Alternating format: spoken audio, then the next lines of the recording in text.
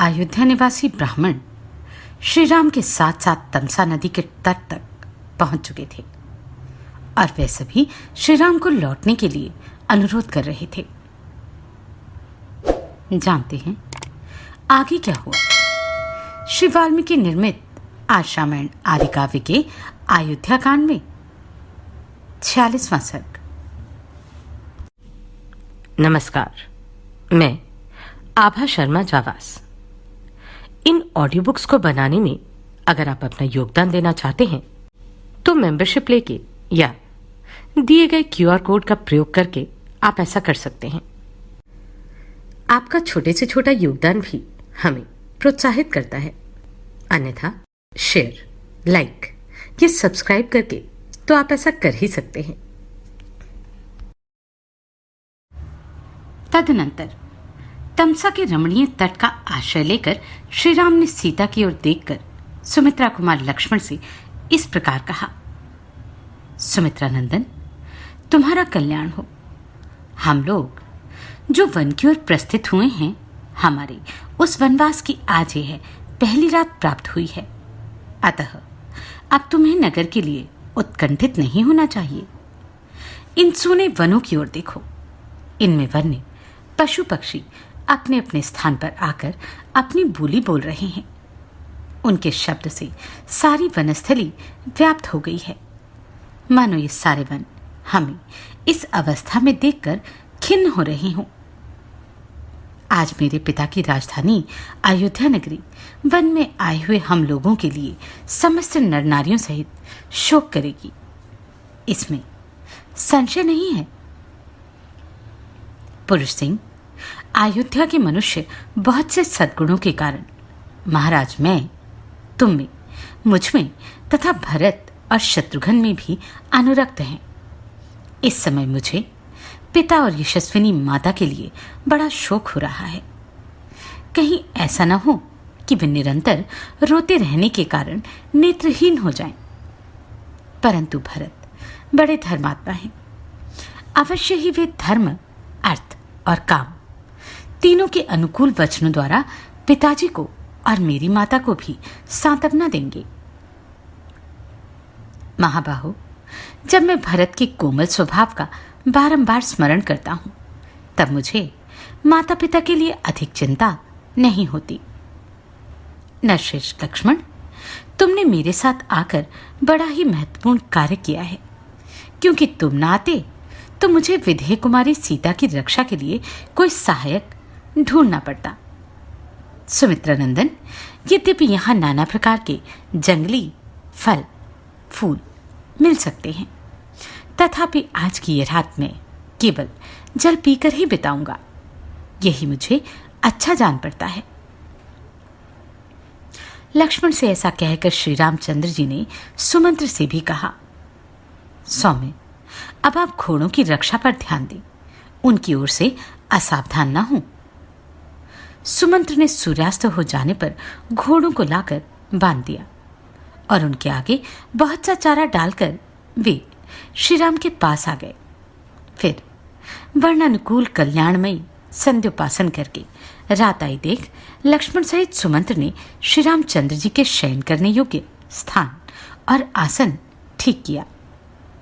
तमसा के तट पर वृक्ष के पत्तों से बनी हुई वह शैया देखकर श्री रामचंद्र जी लक्ष्मण और सीता के साथ उस पर बैठे।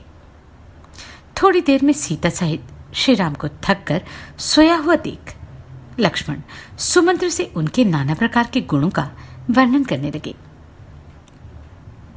सुमंत्र और लक्ष्मण तमसा के किनारे श्री राम के गुणों की चर्चा करते हुए रात भर जागते रहे। इतने में ही सूर्योदय का समय निकट आ पहुंचा। तमसा का वह तट गांव के समुदाय से भरा हुआ था। श्री रामचंद्र जी ने प्रजाजनों के साथ वहीं रात्रि में निवास किया। वे प्रजाजनों से कुछ दूर पर सोए थे। महातेजस्वी श्री राम प्रातः ही उठे और प्रजाजनों को सोते देख पवित्र लक्षणों वाले भाई लक्ष्मण से इस प्रकार बोले, सुमित्रा कुमार लक्ष्मण, इन पूर्ववासियों की ओर देखो। ये इस समय वृक्षों की जड़ से सटकर सो रहे हैं। इन्हें केवल हमारी चाह है। ये अपने घरों की ओर से पूर्ण निरपेक्ष हो गए हैं। हमें लौटाले चलने के लिए ये जैसा उद्योग कर रहे हैं, इससे जान पड़ता है कि ये अपना प्राण त्याग देंगे, किंतु अपना निश्चय नहीं छोड़ेंगे। अतः जब तक ये सो रहे हैं तभी तक हम लोग रथ पर सवार होकर शीघ्रतापूर्वक वहां से चल दें। फिर हमें इस मार्ग पर और किसी के आने का भय नहीं रहेगा। अयोध्यावासी हम लोगों के अनुरागी हैं। जब हम यहां से निकल चलेंगे तब उन्हें फिर अब इस प्रकार वृक्षों की जड़ों से सटकर नहीं सोना पड़ेगा। राजकुमारों का यह कर्तव्य है कि वे पूर्ववासियों को अपने द्वारा होने वाले दुख से मुक्त करें, ना कि अपना दुख देकर उन्हें और दुखी बना दे। यह सुनकर लक्ष्मण ने साक्षात धर्म के समान विराजमान भगवान श्री राम से कहा, परम बुद्धिमान आर्य, मुझे आपकी राय पसंद है। शीघ्र ही रथ पर सवार हुई। तब श्री राम ने सुमंत्र से कहा, प्रभु आप जाइए और शीघ्र ही रथ जोत कर तैयारी कीजिए, फिर मैं जल्दी ही यहां से वन की ओर चलूंगा। आज्ञा पाकर सुमंत्र ने उन उत्तम घोड़ों को तुरंत ही रथ में जोत दिया और श्री राम के पास हाथ जोड़कर निवेदन किया, महाबाहो, रथियों में श्रेष्ठ वीर, आपका कल्याण हो।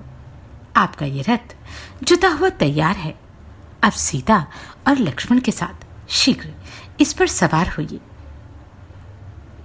श्री रामचंद्र जी सबके साथ रथ पर बैठकर तीव्र गति से बहने वाले भवनों से भरी हुई तमसा नदी के उस पार निकल गए। नदी को पार करके महाबाहु श्रीमान राम ऐसे महान मार्ग पर जा पहुंचे जो कल्याणप्रद, कंटक रहित तथा सर्वत्र भय देखने वालों के लिए भी भय से रहित था। उस समय श्री राम ने पूर्ववासियों को भुलावा देने के लिए सुमंत्र से यह बात कही, सारथे, हम लोग तो यहीं उतर जाते हैं, परंतु आप रथ पर आरूढ़ होकर पहले उत्तर दिशा की ओर जाइए। 2 घड़ी तक तीव्र गति से उत्तर जाकर फिर दूसरे मार्ग से रथ को यहीं लौटा लाइए। जिस तरह भी पूर्ववासियों को मेरा ज्ञान ना हो, वैसा एकाग्रता पूर्वक प्रयत्न कीजिए।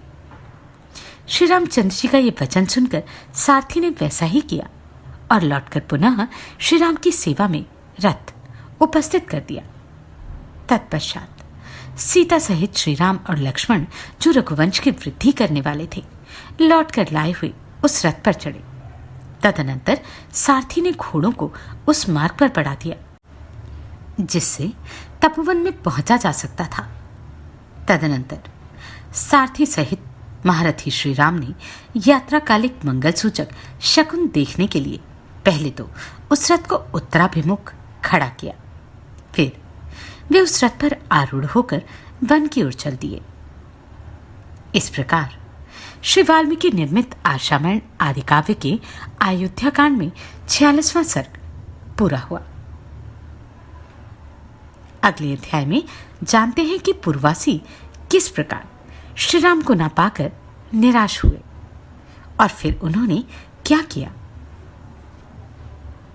आप सभी को कोटि कोटि साधुवाद। आपने इन वीडियोस को इतना प्रेम दिया।